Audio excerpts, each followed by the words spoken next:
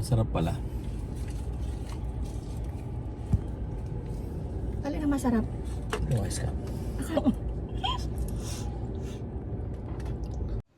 Hello mga guys! Heto na naman si Uncle at Auntie kabagtit nyo. Alam nyo guys, pupunta kami sa camping ngayon. Kasi pareho kami ng day off ni Uncle. Kaya sabi ko, sige, get away tayo. Mag-camping na lang tayo, sabi ko. Pero nung una, ayaw na ayaw kong sumasama sa camping guys dahil natatakot talaga ako sa bear. Masarap ang mag-camping guys kasi nakaka-relax siya at nakakatanggal stress.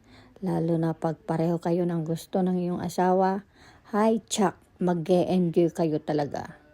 At ito, papunta na kami sa aming campsite guys kasi kanina hindi pa kami talaga pwedeng pumasok kasi maaga daw masyado yung punta namin. Pero eto na nga, narating din namin ang aming campsite na maluwag siya guys at maganda. Ito.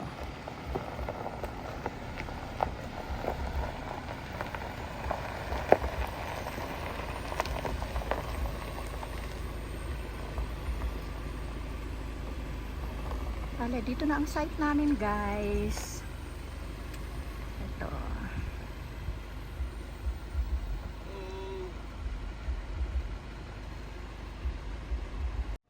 Set up na rin namin ang mga tent guys, ang awning at saka rooftop tent. Sabay, maya-maya lang ay magluluto na rin si Uncle John para sa aming dinner.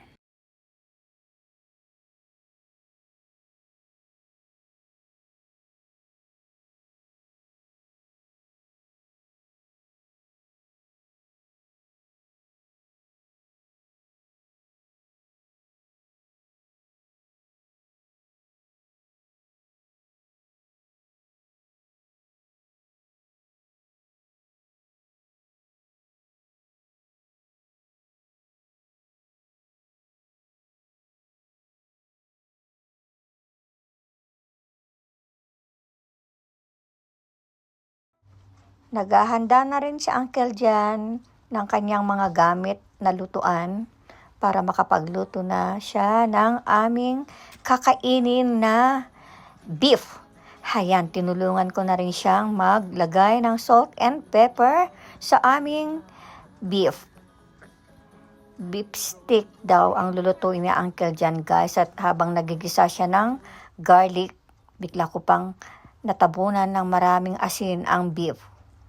Ayun, binaliktad ko na rin at lagyan din sa kabila ng salt and pepper para naman maging pantay ang lasa. Kumbaga, panlasa ng bayan mga guys.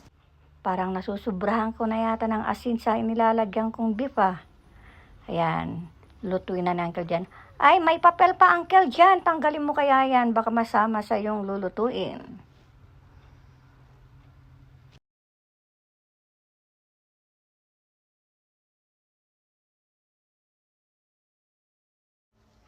Yan, kumuha rin si Uncle Jan ng kanyang iinumin para habang nagluluto daw ay umiinom na siya.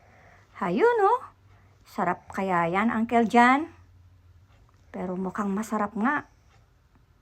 Oh, pakita mo pa yung inumin mo. Yan, tungga, tungga ng tungga.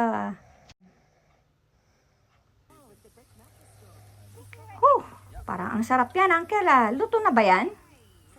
Ayan, hiniwa-hiwa na rin niya para makita kung luto na siya o hindi. Pero mukhang may dugo pa, Uncle. Balik mo pa kaya yan? Kasi hindi ko rin makakain niyang ganyan na may dugo-dugo.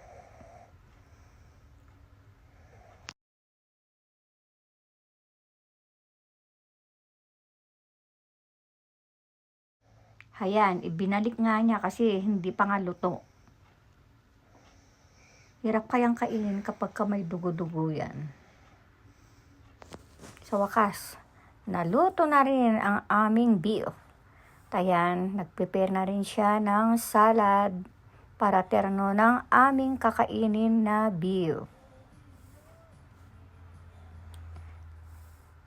And that's it. Time to eat. Salad and beef. Kain na tayo guys. Yummy.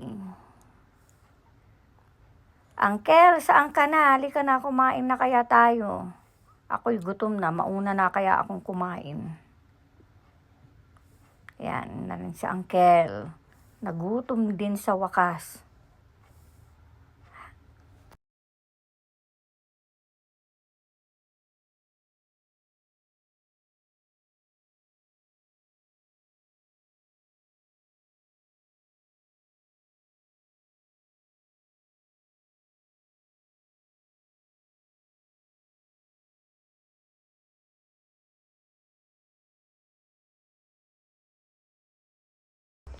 So, after namin kumain, nag-trail muna kami ni Uncle John. Kahit nakachinelas lang ako dyan, okay lang. Medyo malayo-layo rin ang aming nilakad.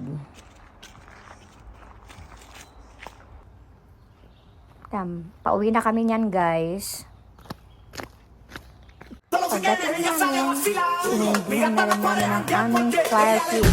At ayan, sumayaw pa rin ako kahit medyo pagod ng aking mga paa dahil galing kami sa trail. Okay lang yan, auntie. Carry pa naman. Pero parang gumagabi na rin, guys. Kaya kailangan na rin namin mag-pack up at umakyat sa aming tent. Ayan, aakyat na si Uncle John at ako'y susunod na rin para makapagpahinga na rin at matulog para may lakas sa kinabukasan.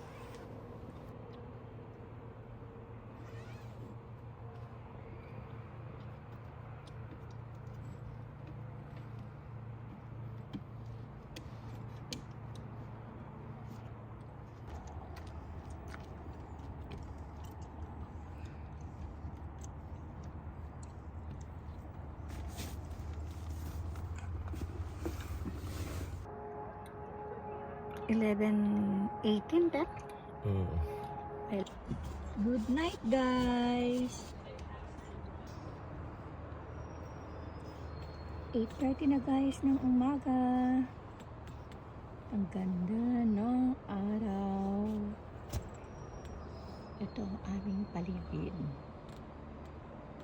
Parang tulog pa ang mga kapitbahay.